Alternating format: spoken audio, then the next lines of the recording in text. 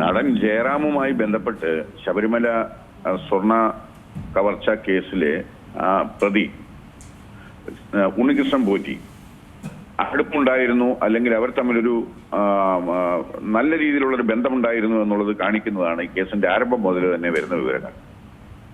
ഇതിലിപ്പം special investigation team, അതായത് Kerala police ജയറാമിനെ ചോദ്യം ചെയ്തിരുന്നു. ക്രിമിനൽ ഒഫൻസുമായി ബന്ധപ്പെട്ട് ചിലപ്പോൾ ഈ പറഞ്ഞ ജയറാമിന് ബന്ധം ഉണ്ടാവണമെന്ന് സാധ്യതയില്ല, അല്ലെ ഉണ്ടാവാനുള്ള സാധ്യത കാണില്ലായിരിക്കാം. പക്ഷേ 2019 ഈ ശബരിമലയിൽ നിന്നുള്ള കട്ടിള സ്വർണ്ണപ്പാളികളും മറ്റുമൊക്കെ ജയറാമിന്റെ മദ്രാസിലുള്ള ചെന്നൈയിലുള്ള വീട്ടിലെത്തിച്ച് അവിടെ പൂജ നടത്തിയതായിട്ട് നമുക്ക് കാണാൻ സാധിക്കുന്നുണ്ട്. ഉണ്ണികൃഷ്ണൻ പോറ്റിയും ജയറാമുമായിട്ടുള്ള ബന്ധത്തിന്റെ പേരിൽ അന്ന് അല്ലെങ്കിൽ ആ കാലഘട്ടത്തില് പണസംബന്ധമായ ഇടപാടുകൾ നടന്നിട്ടുണ്ടോ, അതല്ലെങ്കിൽ ഏതൊക്കെ വീടുകളിൽ കൊണ്ടുപോയിട്ടുണ്ട്, ഏതൊക്കെ പ്രമുഖരെയാണ് ഇതുമായി ബന്ധപ്പെടുത്തി ഉണ്ണികൃഷ്ണൻ പോറ്റി ഈ പൂജകൾക്കോ അല്ലെങ്കിൽ അതുപോലെയുള്ള ഈ ശബരിമലയിലെ പുണ്യ സാധനങ്ങൾ അല്ലെങ്കിൽ ഈ പറഞ്ഞ കട്ടിളപ്പാളിയോ അല്ലെങ്കിൽ പാളികളോ ഒക്കെ ആയിട്ട് ബന്ധപ്പെട്ട് ഉൾപ്പെടുത്തിയിട്ടുള്ളത് എന്നുള്ളത് മനസ്സിലാക്കുക എന്നുള്ളത് ആവശ്യമാണ്. ഇഡിയെ സംബന്ധിച്ചിടത്തോളം ചെന്നൈയിലോ അല്ലെങ്കിൽ ബാംഗ്ലൂരിലോ ഒക്കെ നടന്നിരിക്കുന്ന പണസംബന്ധമായ കാര്യം, ഈ ഉണ്ണികൃഷ്ണൻ പോറ്റി ഇവിടെ നിന്ന് പോയിരിക്കുന്ന ശബരിമലയിൽ നിന്ന് നഷ്ടപ്പെട്ടിരിക്കുന്ന കിലോ കണക്കിന് സ്വർണത്തിന്റെ എവിടെയാണ് അത് ഒളിച്ചു വെക്കപ്പെട്ടിരിക്കുന്നതും അതല്ലെങ്കിൽ അതിലെ പണസംബന്ധമായിട്ടുള്ള അല്ലെങ്കിൽ സാമ്പത്തിക ഇടപാടുകളെ സംബന്ധിച്ചിട്ടുള്ള ഒരു അന്വേഷണമാണ് ഇപ്പൊ ഇ ഡി നടത്തിക്കൊണ്ടിരിക്കുന്നത്. SIT അന്വേഷിച്ചതിൽ നിന്ന് വ്യത്യസ്തമായിട്ട് ഇഡിയെ സംബന്ധിച്ചിടത്തോളം കള്ളപ്പണം അതല്ലെങ്കിൽ കണക്കില്ലാത്ത പണത്തിന്റെ വഴികൾ ഏതാണെന്ന് അവർ തേടുകയാണ്. അപ്പൊ തീർച്ചയായിട്ടും ജയറാം അതിന് മറുപടി പറയണം, അല്ലെങ്കിൽ ജയറാമിന് ഏതെങ്കിലും രീതിയിലുള്ള ബന്ധങ്ങളുണ്ടോ അല്ലെങ്കിൽ ഇതിനെപ്പറ്റിയുള്ള വിവരങ്ങളുണ്ടോ എന്നുള്ളതാണ് ജയറാമിനെ ചോദ്യം ചെയ്യുന്നതിനായിട്ട് ഇ ഡി വിളിപ്പിച്ചിരിക്കുന്നതിന്റെ അടിസ്ഥാനം.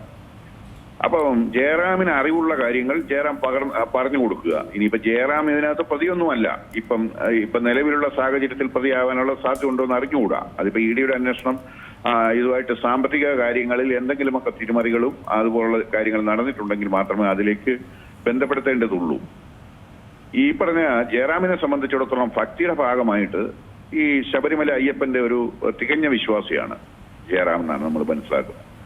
അപ്പൊ അതിന്റെ അടിസ്ഥാനത്തിൽ ഈ കാര്യങ്ങളുമായിട്ട് ബന്ധപ്പെട്ട് പ്രവർത്തിച്ചു അല്ലെങ്കിൽ പൂജ നടത്തി തന്റെ വീട്ടിൽ അത് എത്തിച്ചു, ഒരു ഐശ്വര്യം കിട്ടുന്നതിന് വേണ്ടി എത്തിച്ചു എന്നുള്ള രീതിയിലൊക്കെ ഉള്ള ഒരു സ്റ്റേറ്റ്മെന്റ് ആണ് ആദ്യഘട്ടങ്ങളിലൊക്കെ കൊടുത്തിരിക്കുന്നത്. ഇ ഡിയെ സംബന്ധിച്ചിടത്തോളം ഇ ഡിക്ക് ഇതിന്റെ പിന്നിൽ നടന്നിട്ടുള്ള സാമ്പത്തിക ഇടപാടുകൾ ആരുടെയൊക്കെ വീടുകളിലാണ് പോയത്, ഏതൊക്കെ ഒന്നുകിൽ നടന്മാരോ അല്ലെ വ്യവസായികളോ അങ്ങനെയുള്ള ആൾക്കാരുമായിട്ട് ബന്ധപ്പെട്ട് അല്ലെങ്കിൽ ബന്ധപ്പെടുത്തി ഇതിനെ കൊണ്ടുവരുന്ന ഒരു സാഹചര്യമുണ്ട്. കാരണം SITയെ സംബന്ധിച്ചിടത്തോളം ശബരിമലയിൽ നിന്ന് നഷ്ടപ്പെട്ട സ്വർണം അല്ലെങ്കിൽ ആ കിലോ കണക്കിന് അതിന്റെ അളവ് വളരെ വലുതാണ്, പക്ഷെ റിക്കവർ ചെയ്തിരിക്കുന്ന സ്വർണം അതായത് കണ്ടെടുത്തിരിക്കുന്ന കളവ് മുതലിനെ വെച്ച് നോക്കുമ്പോൾ അത് വളരെ ചെറുതാണ്. വെറും 500 ഗ്രാമിനോളം മാത്രമേ കണ്ടെത്താൻ സാധിച്ചിട്ടുള്ളൂ. അപ്പൊ അങ്ങനെയുള്ള ഒരു കോൺട്രഡിക്ഷൻ അല്ലെങ്കിൽ അങ്ങനെ തമ്മിലൊരു പൊരുത്തമില്ലായ്മ അവിടെ നടക്കുന്നുണ്ട് അല്ലെങ്കിൽ നടന്നിട്ടുണ്ട്. അപ്പൊ അതുകൂടെ ചേർത്ത് അന്വേഷിച്ച് ഇ ഡിക്ക് ഇതിലൊരു തെളിവിലേക്ക് കൊണ്ടുവരിക എന്നുള്ളതാണ് ഇതിൽ നിന്നും അവർ ശ്രമിച്ചുകൊണ്ടിരിക്കുന്നത്. അത് എത്ര എങ്ങനെയാണെന്നുള്ളത് മറ്റു സാക്ഷികളെയും ഇതുമായി ബന്ധപ്പെട്ട ആളുകളെയും ചോദ്യം ചെയ്യുന്നുണ്ടാവും. ഇഡിയുടെ അന്വേഷണത്തിൽ അങ്ങനെ അത് മുന്നോട്ട് പോകുന്നുണ്ടാവാം. ഈ ജയറാം ഈ പ്രശസ്തനായതുകൊണ്ടാണ് നമ്മളിപ്പോൾ അതിനെ സംബന്ധിച്ച് മനസ്സിലാക്കുന്നത്. എന്താണേലും ഇ ഡിയുടെ മുമ്പിൽ ചെല്ലട്ടെ, ജയറാമിന് അറിവുള്ള കാര്യങ്ങൾ പറയട്ടെ, ജയറാമിന് ഇതിനകത്ത് എന്തെങ്കിലും ഇൻവോൾവ്മെന്റ് ഉണ്ടെങ്കിൽ അത് എന്താണെന്നുള്ളത് ഇ ഡി പരിശോധിക്കട്ടെ. അത് മാത്രമാണ് നമുക്ക് പറയാനുള്ളത്.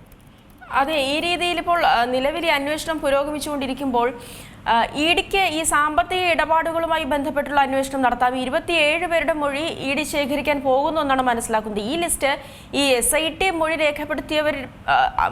രേഖപ്പെടുത്താത്തവർ പോലും ഈ ലിസ്റ്റിൽ പട്ടികയിൽ ഉണ്ട് എന്നാണ് പറയുന്നത്. അപ്പോൾ വ്യാപകമായ ഒരു അന്വേഷണത്തിന് തന്നെ ഇ ഡി വലവിരിച്ചിട്ടുണ്ടെന്ന് വേണം മനസ്സിലാക്കാൻ. അതെ, ഇതിപ്പം SITയുടെ അന്വേഷണം ഇതിലെ ക്രിമിനൽ ഒഫൻസ് ആണെങ്കിൽ ഇ ഡിയെ സംബന്ധിച്ചിടത്തോളം അതിലെ സാമ്പത്തികമായിട്ടുള്ള മണി ലോണ്ടറിംഗ് എന്ന് പറയും, പ്രിവെൻഷൻ ഓഫ് മണി ലോണ്ടറിംഗ് ആക്ടിന്റെ വകുപ്പുകൾ അനുസരിച്ചുള്ള പണസംബന്ധമായ ഇടപാടുകൾ, ഇനി അവിടെ നിന്ന് ഈ ഉണ്ണികൃഷ്ണൻ പോറ്റി സമ്പാദിച്ചിട്ടുള്ള പണം, ഇതിലൂടെ നേടിയ പണം എവിടെ ഇൻവെസ്റ്റ് ചെയ്തിരിക്കുന്നു, അല്ലെങ്കിൽ ആർക്കെങ്കിലും കൊടുത്തിട്ടുണ്ടോ, ആരെങ്കിലും ഏൽപ്പിച്ചിട്ടുണ്ടോ, ഏതെങ്കിലും ബിസിനസ്സിൽ മുടക്കിയിട്ടുണ്ടോ, ഇനി ഫിലിം ഫീൽഡിലോ അങ്ങനെയുള്ള വ്യവസായ മേഖലകളിലും എല്ലാം മുടക്കിയിട്ടുണ്ടോ, എന്നുള്ളതൊക്കെ അന്വേഷിച്ച് തിട്ടപ്പെടുത്തേണ്ടതുണ്ട്. അപ്പം അത് തികച്ചും SITയുടെ അന്വേഷണമോ SIT കണ്ടെത്തുന്ന സാക്ഷികളെയോ ഒന്നും ആയിരിക്കണമെന്നില്ല ED.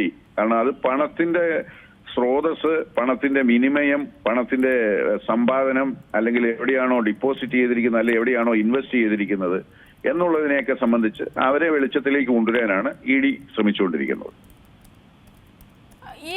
നമുക്ക് ഈ താങ്കൾ ഈ സൂചിപ്പിച്ചതുപോലെ ഈ സ്വർണ്ണപ്പാളികളൊക്കെ ഇവർ കട്ടെടുത്തു എന്നുള്ളത് തെളിഞ്ഞുവെങ്കിൽ പോലും അത് എവിടേക്കാണ് കൊണ്ടുപോയത് എന്നുള്ള കാര്യത്തിൽ ഇപ്പോഴും ഒരു വ്യക്തതയില്ല.